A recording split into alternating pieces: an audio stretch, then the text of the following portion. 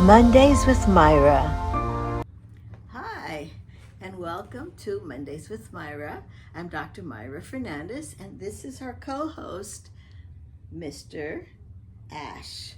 And he is asking you to press like and to join our group. Okay, so today's theme is grieving, and it is so damn hard. Now, there are all different kinds of grieving, and I will mention some of them. There's like finding the keys. You have to grieve over. I mean, keys are very important. And then there's the loss of a job. Who's going to pay the bills, or how are we going to pay the bills? The loss of a home for whatever reason. And then there's death. So final. And we have friends that die, and who are we going to call in the middle of the night when our lives have fallen apart? And those relatives who take our sides in family squabbles, and they're gone. And then of course there's the divorce. And you don't mind my reading from my notes, okay? And death, is of friends not only, but parents, a spouse, one you depended upon to live a long married life. I've experienced all of them. I am fortunate that my older siblings have left wonderful children and grandchildren that love me and I love them. So it makes their deaths not hurt as much. These losses come with a package of tears and forgiveness and duties that must be done, and restructuring our lives in some cases, and finances, and squabbling over with others about it, letting go. There's a lot in that package. I've been through all of the above, the good and the bad and the miserable, and grieving is sometimes the pits. It is long and arduous and liberating at times, because we don't have to see our loved ones suffer anymore. It's tiring and it's guilt-ridden at times. Maybe none of these belong to you. I'm just sharing what is many of us have felt and are feeling. But there is one grieving that I haven't mentioned, and that is the loss of a child. I have grieved all of the above. However, the loss of my child cannot even compare. I think a lot of it is because it goes against nature. I mean, the cycle of life. My daughter was supposed to be changing my diapers on my deathbed. Come on, baby, up here. Change his mind and wants to come back. It's his privilege, right? It's your privilege to change your mind. Now, my daughter had a beautiful death, and I was privileged to have been at her side, holding her hand, challenging her just to let go, not to suffer anymore, that everything was going to be fine, that Jesus was right there waiting for her, his arms open, and she let go, and it was beautiful. And I felt euphoric, because I've never seen death this close. And I've been crying ever since. I'm not euphoric. So you choose your own way of grieving. There are lots of apps, there are lots of vlogs that you could listen to, watch, of people sharing their grieving process. I would greatly suggest that might be a help to you. And one of the things that I always ask my people who have died is to give me a sign that they're okay and that they remember me. And they always do. I can't make that up. They always do. One time I was just like so depressed because my mother didn't have a chance to change her will. My little girl, Emily, told me, "Mom, it's so boring in here. Put the radio on." And I did.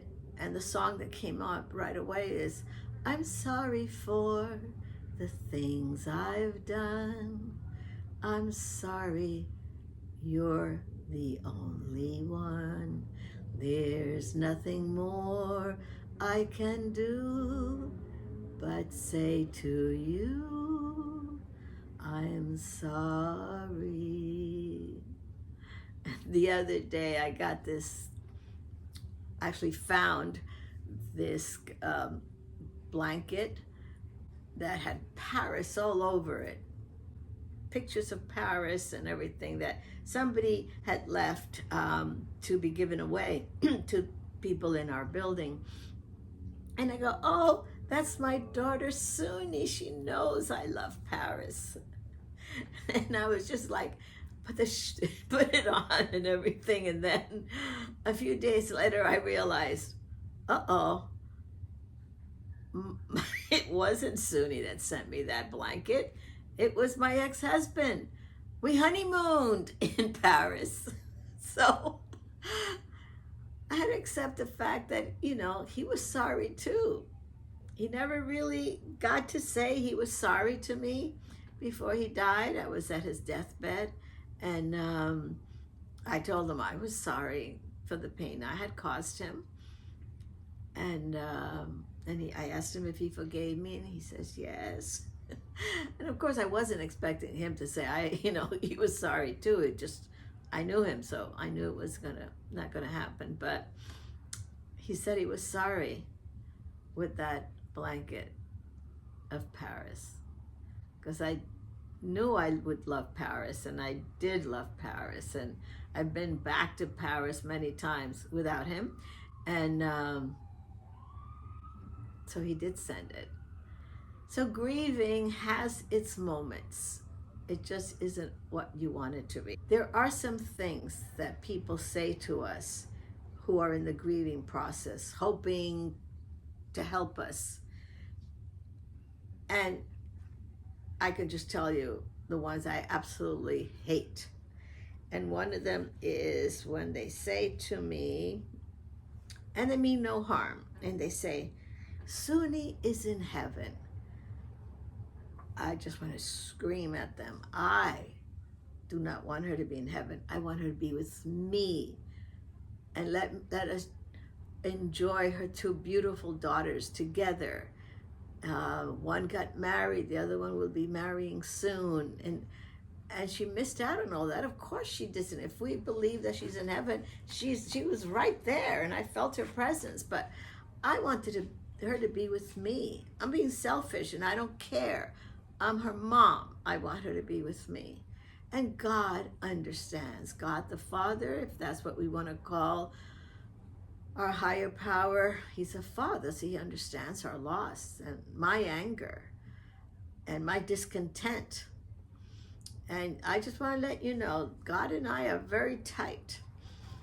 Jesus and I are besties. So he can handle my anger. He can handle yours. Scream it at the top of your lungs.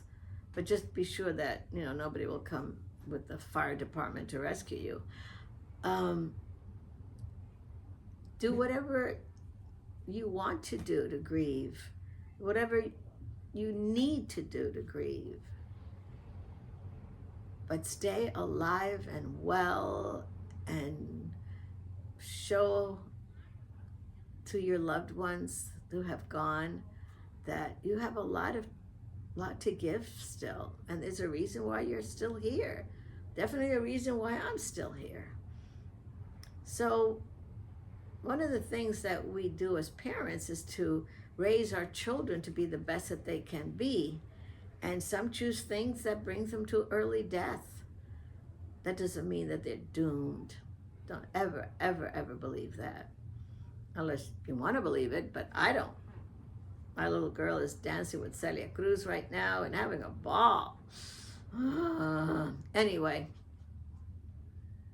grieve the way you need to grieve, and then let it go, and then grieve again, because he'll come back to slap you again.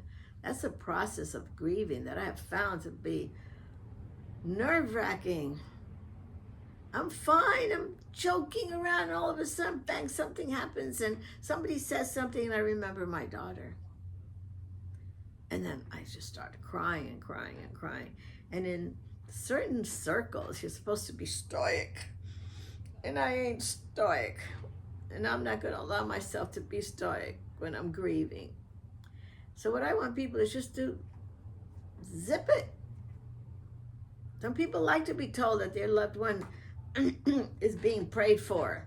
Don't tell me my loved one is being prayed for, that she's in purgatory somewhere. My baby girl went to heaven straight because I introduced her to Jesus when she was a baby.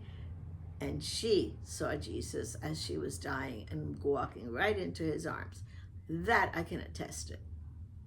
And this is what my baby looked like. Okay?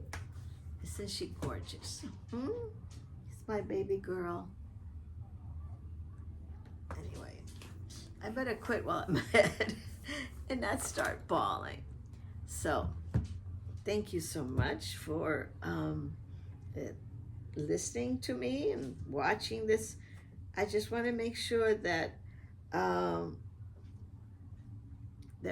that those of you who are grieving get a fair shake about it, so that you don't have to grieve even worse because people are doing or saying the wrong things. It's a very individual step that we take every day in our grieving process. So thank you for listening, and don't forget to press like. Yes, I know. I don't remember the other word.